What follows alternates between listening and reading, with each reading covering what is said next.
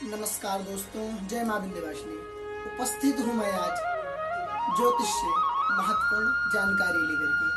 आज हम बात करेंगे मूर्ति की। जी हाँ, कि किस प्रकार से मूर्ति रखनी चाहिए घर में, किस प्रकार से नहीं रखनी चाहिए। यदि गलत तरीके से हम आप रखेंगे तो उसका गलत प्रभाव पड़ेगा, या माता रानी या किसी भी देव की मूर्ति हो या किसी देवी की मूर्ति हो, उसका दुष्प्रभाव पड़ेगा, यानी कि अच्छा लाभ नहीं होने वाला है। तथा इसी क्रम में अगरबत्ती को लेकर के बहुत सी बातें चल रही हैं, तो आज हम उसी के विषय में बात करेंगे कि जलाना चाहिए कि नहीं जलाना चाहिए। तो चलिए हम बात करते हैं आगे अपने वीडियो पे। जी हाँ, शास्त्र में कहा जाता है कि किसी भी देवी या किसी भी देव की मूर्ति हम आप रौद्र रूप में नहीं रख सकते, क्योंकि देवी या देव कोई भी हो, यदि इनका रौद्र रूप यानी कि ये गुस्से में है या रौद्र रूप में है, तो हम आप पे दृष्टि जब इनकी पड़ेगी तो उसका गलत प्रभाव पड़ेगा। इसलिए किसी भी देवी की मूर्ति रखें, किसी भी देव का मूर्ति रखें तो साधारण यानी भद्र स्वरूप, मतलब सरल स्वरूप यानी कि साधारण मूर्ति रखें। ऐसा करने से अच्छा लाभ होता है। तथा दुर्गा माता की मूर्ति है या आदिशक्ति की मूर्ति है, तो जो शेर होते हैं, शेर का मुंह खुला नहीं होना चाहिए, शेर का मुख बंद होना चाहिए। ऐसा कहा जाता है कि यदि मुख खुला हुआ है, उसमें रोली या चंदन, थोड़ा सा रोली चंदन या सिंदूर घोल करके उसके मुख में लगावे।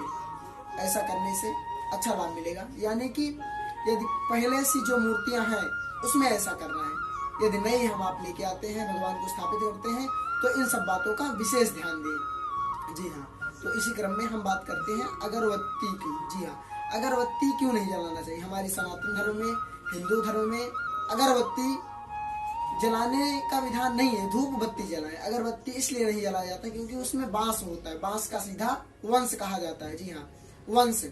हमारे यहाँ संस्कृत एवं धर्म परंपराओं में बांस को वंश का स्वरूप में श्रावण तथा भाद्रपद महीने में षष्ठी के दिन इन बांस की पूजा की जाती है। यही कारण है कि वंश को यानी कि बांस को नहीं जलाना चाहिए, इसलिए पूजा में वर्जित बताया गया। तथा यदि किसी व्यक्ति की मृत्यु हो जाती है तो कहा जाता है उसको बांस की अर्थी बना करके लेके जाते हैं, लेकिन ले जाते हैं उसको जलाते नहीं है, उसको भी फेंक देते हैं। उस समय भी यह विचार किया जाता है कि बांस को नहीं जलाना चाहिए। यदि उस जगह पे, ऐसी जगहों पे, यदि शमशान घाट में यदि बांस नहीं जलाया जा सकता, तो हम आप भगवान के सामने कैसे बांस जला सकते हैं।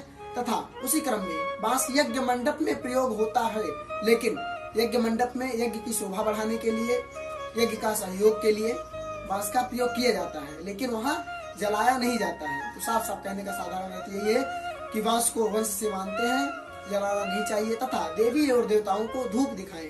अच्छा, इसी क्रम में किसी भी ग्रंथ या किसी भी पुस्तक में, आप प्रमाणित पुस्तक हो चाहे ग्रंथ हो, कुछ भी हो सकता है, उसमें आप देखेंगे तो कहीं पे अगरबत्ती का वर्णन नहीं है, हर जगह धूप का वर्णन दिया गया है। धूप, दीप, नैवेद्य। इसलिए धूप जलाएं। हर हर महादेव।